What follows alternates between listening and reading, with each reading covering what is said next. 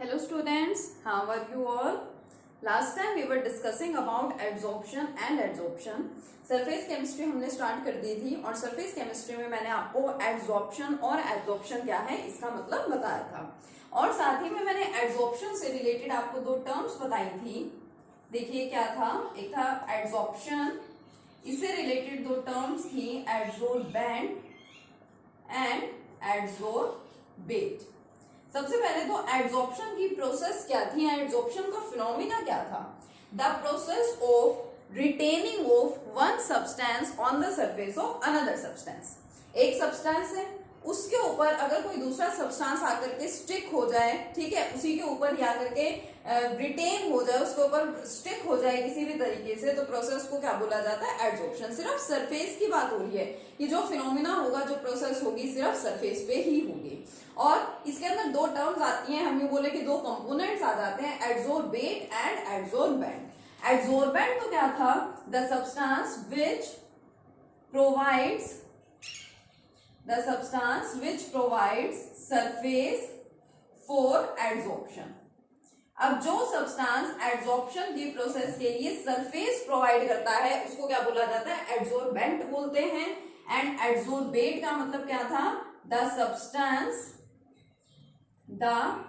substance which gets adsorbed on the surface of adsorbent, ठीक है। एडसोर्बेंट तो वो सब्सटेंस है जो क्या करता है? सरफेस प्रोवाइड करता है for the process of adsorption. और एडसोर्बेट क्या है? वो सब्सटेंस है जो एडसॉर्ब हो जाता है एडसोर्बेंट की सरफेस पे। और इसके साथ ही मैंने आपको बताया था कि कोई ऐसी प्रोसेस जिसके अंदर adsorption as well as absorption दोनों प्रोसेसेस जहां पे साथ में हो रही होती हैं उसे हम क्या बोलते हैं? उसे हम बोलते थे सॉर्प्शन। एक टर्म नोट स्टडी की थी डीसॉर्प्शन। डीसॉर्प्शन का मतलब क्या था? Separation of adsorbate and adsorbent. Separation of adsorbate and adsorbent is known as desorption, ठीक है। अब देखिए, जिस तरह से आप एडसॉर्प्शन की प्रोसेस में एडसोर्बेट एंड एडसोर्बेंट बोलते हैं, उसी तरह से आप एब्जॉर्प्शन की प्रोसेस में क्या बोल सकते हैं? एब्सॉर्बेट एंड एब्सोर्बेंट, ठीक है। तो ये आपको थोड़ा अच्छे से ध्यान रखना है। ये हमारी सरफेस केमिस्ट्री की कुछ बेसिक टर्म्स थी। अब सवाल ये उठता है, ठीक है, नेक्स्ट क्वेश्चन हमारे पास अराइज होता है कि एब्जॉर्प्शन की प्रोसेस आखिर होती क्यों है? क्या नीड है एब्जॉर्प्शन की प्रोसेस की? ठीक है, तो हम इसको स्टडी करते हैं कि why the phenomena of absorption takes place, कि आखिर ये एब्जॉर्प्शन होता ही क्यों है। देखिए, एक एग्जांपल से मैं आपको समझाती हूँ एक स्ट्रक्चर की हेल्प से। सपोज हमारे पास में यहाँ पे क्या है? कोई लिक्विड है, ठीक है। इसके लिए कोई भी फिनोमिना आपको समझने के लिए एक पॉइंट आपको बहुत अच्छे से क्लियर होना चाहिए, that absorption is the surface phenomena. Absorption कैसी प्रोसेस है? Absorption is a surface phenomena, it is not a bulk phenomena, ठीक है। बल्क का मतलब कि कंप्लीटली यूनिफॉर्म डिस्ट्रीब्यूशन नहीं, इसमें कुछ ऐसा नहीं होता। बल्क के अंदर प्रोसेस होती है आपकी एब्जॉर्प्शन की। और अगर बात करें adsorption, so then adsorption is only a surface phenomena. तो यहाँ पे हम सिर्फ सरफेस को कंसिडर करते हैं और सरफेस पे होने वाली प्रोसेसेस को। तो देखिए, आपके पास यहाँ पे है, मैं यहाँ पे सपोज एक मोलिक्यूल आपको दिखा रही हूँ, ठीक है। इधर मैंने इसी टाइप का एक और स्ट्रक्चर बनाया, कोई भी लिक्विड है मेरे पास यहाँ पे, ठीक है। और यहाँ मैं इसके सरफेस पे आपको क्या दिखा रही हूँ? एक मॉलिक्यूल दिखा रही हूँ, ठीक है। अब ये आपको थोड़ा बहुत देखा देखा सा लगेगा, कहाँ पे? आप लोग 11th क्लास में स्टडी करते हैं about surface tension. Surface tension के बारे में हमने स्टडी कर रखा है, उसी से ही रिलेटेड यहाँ पे फिनोमिना है। मैं आपको समझाऊंगी, देखिए आपको बहुत अच्छे से समझ आ जाएगा। फर्स्ट वाले की बात करें, यहाँ पे मेरे पास फर्स्ट बीकर है, उस फर्स्ट बीकर में यहाँ मैंने कोई लिक्विड ले रखा है। अब देखिए, यहाँ इंटीरियर में, ठीक है, बीकर के अंदर इसके इंटीरियर में एक मॉलिक्यूल सपोज प्रेजेंट है या एक पार्टिकल है। अब इसके ऊपर भी कोई पार्टिकल होगा, इसके नीचे भी कोई पार्टिकल होगा, इधर भी होगा, इधर भी होगा, इधर भी होगा, इधर भी, सारे साइड यहाँ पे क्या प्रेजेंट है? पार्टिकल्स प्रेजेंट है। तो ये देखो, ऊपर वाला, इसके ऊपर वाला पार्टिकल इसको अपनी तरफ ऊपर की तरफ खींचना चाहेगा, ठीक है। नीचे वाला पार्टिकल इसको अपनी तरफ नीचे की तरफ खींचना चाहेगा, तो दोनों फोर्सेस क्या हो जाते हैं? यहाँ पे बैलेंस हो जाते हैं, ठीक है, ओवरऑल कैंसिल आउट हो जाते हैं।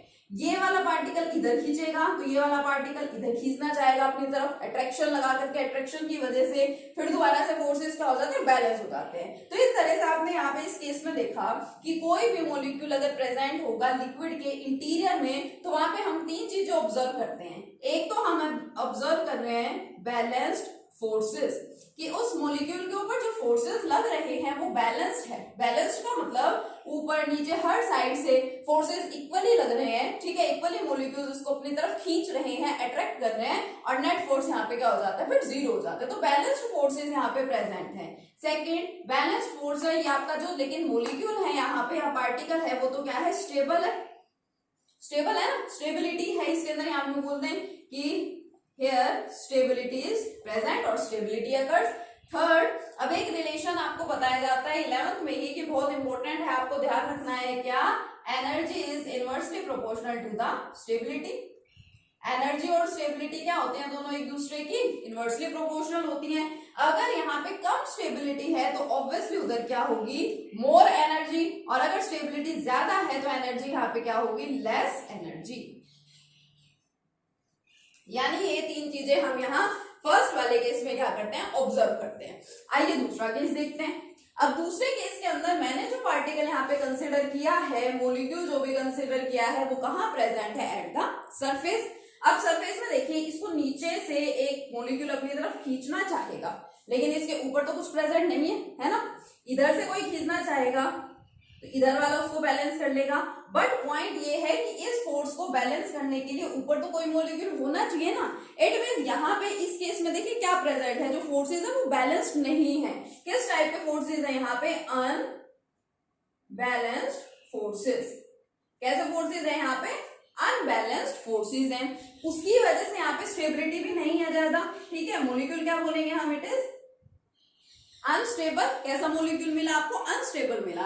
अनस्टेबल है तो फिर एनर्जी क्या है, हाई, हाई एनर्जी, और एनर्जी ज्यादा है, स्टेबिलिटी कम है, इसका मतलब रिएक्टिविटी भी यहाँ पे क्या मिलेगी आपको, इस मॉलिक्यूल की ज्यादा मिलेगी। This molecule is more reactive.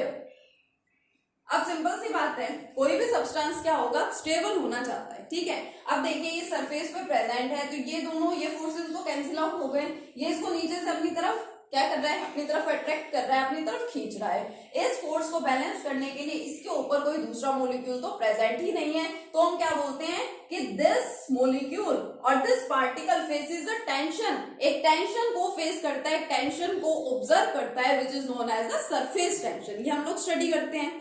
तो अब है क्या इसमें, अब देखिए क्योंकि ये अनस्टेबल है तो इसकी रिएक्टिविटी बहुत ज्यादा है, और जैसे ही इसको मान लीजिए कोई मॉलिक्यूल मिल गया, सपोज मैं कहूँ यहाँ पे कोई मॉलिक्यूल प्रेजेंट है, तो ये क्या करेगा, ये चाहेगा कि ये मॉलिक्यूल फटाफट से यहाँ पे इसके सरफेस पे आकर के क्या हो जाए, एड्सॉर्ब हो जाए। तो ये मॉलिक्यूल क्या करेगा, यहाँ पे आएगा और ये इसको अपने सरफेस के ऊपर क्या कर लेगा, एड्सॉर्ब कर लेगा। इसलिए एड्सॉर्प्शन की प्रोसेस होती है। यही सारा खेल है एड्सॉर्प्शन की प्रोसेस का, कि आफ्टर ऑल ये एड्सॉर्प्शन की प्रोसेस होती क्यों है, क्या इसकी रिक्वायरमेंट है या क्या इसकी नीड है, क्योंकि ये जो मॉलिक्यूल है इसके पास अनबैलेंस्ड फोर्सेस हैं, ठीक है, सारे फोर्सेस इस पे इक्वल नहीं है। तो इसकी वजह से this molecule is acquiring a tension, surface tension का फिनोमिना यहाँ पे अराइज हो रहा है, और स्टेबिलिटी को अटेन करने के लिए ये क्या चाहता है, यहाँ पे मॉलिक्यूल को एब्जॉर्ब करना चाहता है। ये चाहेगा कि यहाँ पे क्या हो जाए, मॉलिक्यूल फटाफट से इसके सरफेस पे आकर के एब्जॉर्ब हो जाए। That's why the process of absorption take place. इसी के साथ ही एक मेन पॉइंट हम और साथ में ऐड करते हैं यहीं पे, कि अब जो प्रोसेस है एब्जॉर्प्शन की, ठीक है, the process of adsorption, the process of adsorption is exothermic। अब एक्सोथर्मिक का मतलब क्या होता है, वो रिएक्शंस या वो processes in which the heat is release, जहां पे हीट रिलीज होती है उस टाइप की प्रोसेसेस को हम क्या बोलते हैं, एक्सोथर्मिक प्रोसेसेस बोलते हैं। अब देखिए मॉलिक्यूल यहाँ पे आ रहा है, ठीक है, मॉलिक्यूल इसके सरफेस पे आके एब्जॉर्ब हो रहा है, यानी एब्जॉर्प्शन की प्रोसेस हो जाएगी।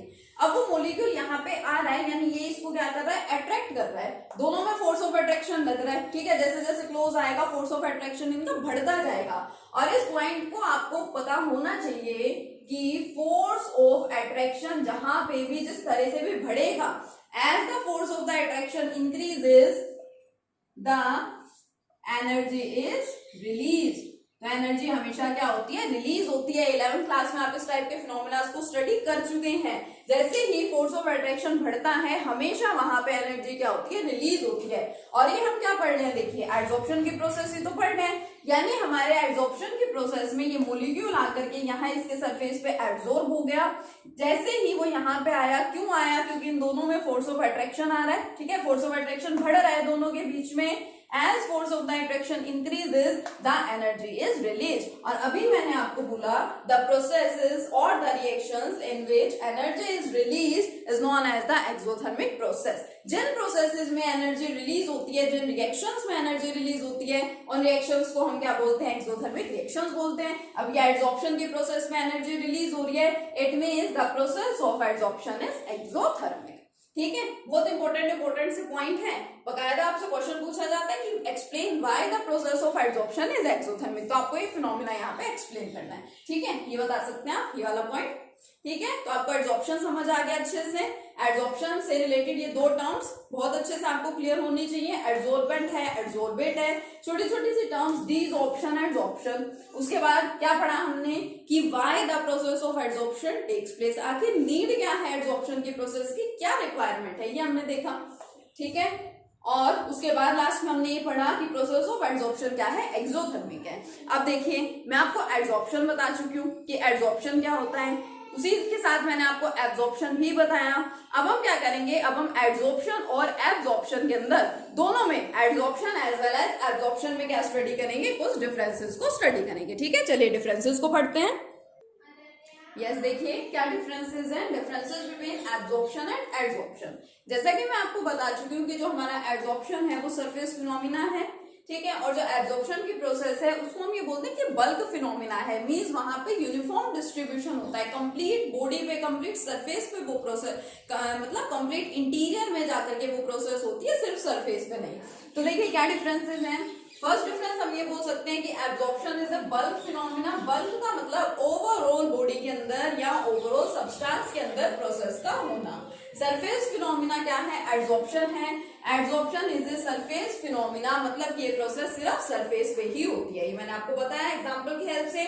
और ये देखिए मैंने आपको ये सिंपल सा एग्जांपल दिया था एड्सॉर्प्शन का, ये आपके सामने है, बोर्ड पे मैं लिख रही हूँ, तो ये जो मार्कर है ये इसके ऊपर ही प्रेजेंट है, ठीक है, बोर्ड के सरफेस पे ही है, उसके अंदर तो नहीं चला गया।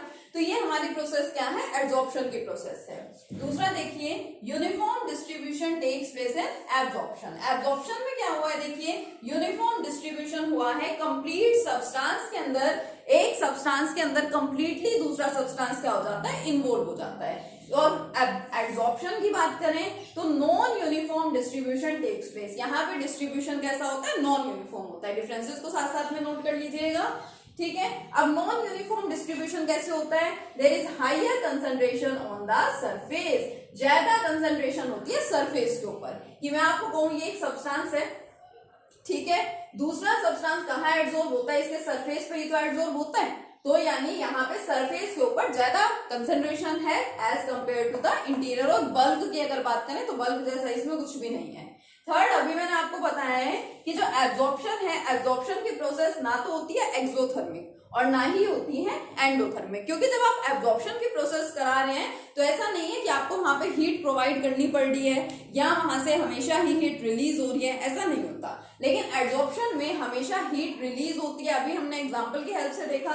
सो we can say that the process of absorption is exothermic, ठीक है। Next, rate of absorption is uniform. Absorption का रेट कैसा है, यूनिफॉर्म है। यूनिफॉर्म का मतलब क्या होता है, देखिए सेम है या फिर कांस्टेंट है। जब हम एब्सॉर्प्शन की प्रोसेस करवा रहे होते हैं तो एब्सॉर्प्शन की प्रोसेस का जो रेट है, उसकी जो स्पीड है वो सेम रहती है। ऐसा नहीं होता कि अभी तो बहुत ज्यादा एब्सॉर्प्शन हो रहा है, फिर कम हो गया या फिर दोबारा से ज्यादा हो गया, ऐसा कुछ भी नहीं है। यूनिफॉर्म रेट होता है। एब्सॉर्प्शन की बात करें तो एब्सॉर्प्शन के केस में ऐसा नहीं है।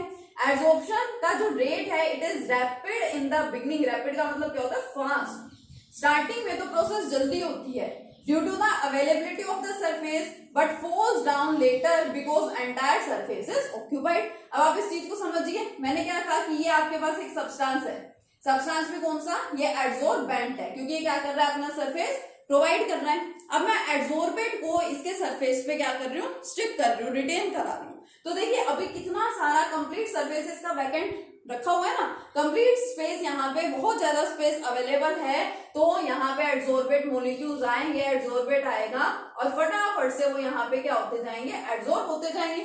तो स्टार्टिंग में तो ये रेट बहुत ज्यादा है, ठीक है, स्पीड बहुत तेज है इस प्रोसेस की, लेकिन जैसे जैसे देखो सरफेस सारा ऑक्यूपाई होता जाएगा तो उसके बाद तो जो एडसॉर्प्शन है वो नहीं हो पाएगा, क्योंकि वो तो सिर्फ सरफेस का फिनोमिना है, और सरफेस देखिए कंप्लीटली फुलफिल यहाँ पे हो गया तो प्रोसेस कैसे हो सकती है। तो यही यहाँ पे मैंने लिखा है कि जो रेट है यहाँ पे एडसॉर्प्शन के केस में, वो स्टार्टिंग में तो क्या होता है, बिगनिंग में तो रैपिड है यानी कि फास्ट है सरफेस की अवेलेबिलिटी की वजह से, बट फॉल्स डाउन लेटर, बाद में क्या हो जाता है, कम हो जाता है, because entire surface is occupied, क्योंकि सारा सरफेस क्या हो गया, देखिए ऑक्यूपाई हो गया, ठीक है। अब एब्जॉर्प्शन में इसमें तो कोई सरफेस की बात ही नहीं करते हैं, ठीक है, सिंपल सी बात है, यहाँ पे हम सरफेस रिलेटेड कुछ नहीं स्टडी कर रहे हैं, तो absorption is independent of surface area. जो एब्जॉर्प्शन की प्रोसेस है वो सरफेस एरिया पे डिपेंड नहीं करती, और यहाँ तो सारा खेल ही किसका है, सरफेस का है। तो the process of absorption depends on surface area, ये प्रोसेस क्या करती है, सरफेस एरिया पे डिपेंड करती है,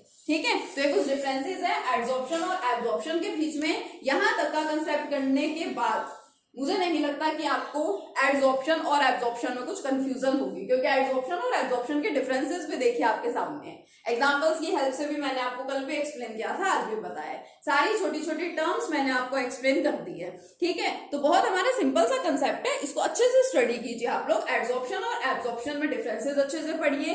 इसके बाद हम नेक्स्ट लेक्चर में चलेंगे टाइप्स ऑफ एड्सॉर्प्शन पे, ठीक है। एड्सॉर्प्शन को हम अलग अलग टाइप्स में डिवाइड करते हैं, क्या क्या वो प्रोसेसेस है, कैसे उनको डिवाइड करते हैं, किस तरह से उनको डिफाइन किया जाता है, क्या प्रॉपर्टीज है, ये सब हम अपने नेक्स्ट लेक्चर में कंटिन्यू करेंगे। Thank you.